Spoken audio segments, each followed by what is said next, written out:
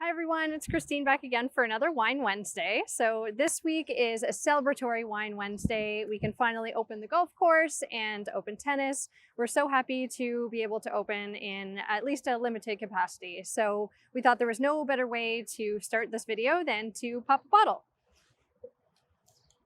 Happy sound.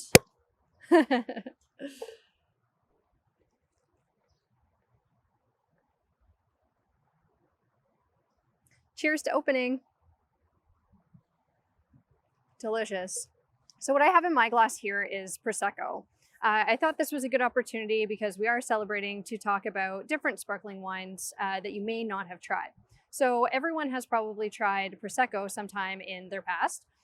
So everyone knows Prosecco is light, crisp, bubbly, kind of everything you're looking for in a simple bubbly. Also, it doesn't cost too much. It's usually $20, $30 depending on the quality that you're buying. Everyone has probably also tried champagne. As I mentioned a couple times in my previous videos, I am definitely partial to champagne. It is delicious, but it is a very distinct style. So champagne is made in the traditional method, which means it is fermented in the bottle. This creates a completely different style of wine than something made in tank method like Prosecco. So tank method is where the wine is fermented in a giant tank or vat, and then bottle method is where it's fermented in the bottle. What it does when it's fermented in the bottle is that it provides extra contact to the lees, which creates a different flavor profile. It gives you those biscuity notes, baking spices, totally different from the kind of simplistic style of Prosecco. Traditional method is viewed as the superior method for sure, but if you're looking for the simplistic style, then that's what you're going to prefer. So just a couple other options besides champagne and Prosecco. Champagne, of course, is, amazing, but you are spending, about $100 a bottle for a decent champagne. There is a good alternative to that, which is called Crémant. So Crémant de Bourgogne is one of my favorite substitutes for champagne. It's basically any wine that is a sparkling wine made outside of the Champagne region in France is called Crémant.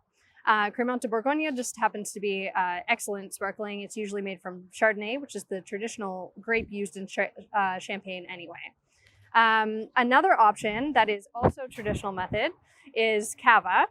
Cava is a Spanish sparkling wine. It is also made in traditional method.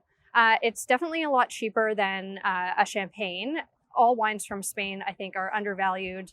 But really, you can get an excellent sparkling from Spain as well in Cava. Another option, too, if you really like Italian sparkling, is Franciacorta. So Franciacorta is another traditional method sparkling, but it's made in Italy as well. So it's not Prosecco. There's certain restrictions on how they make it, and you really do get those kind of complex flavors that you get from a champagne or traditional method sparkling. So those are some options in the old world.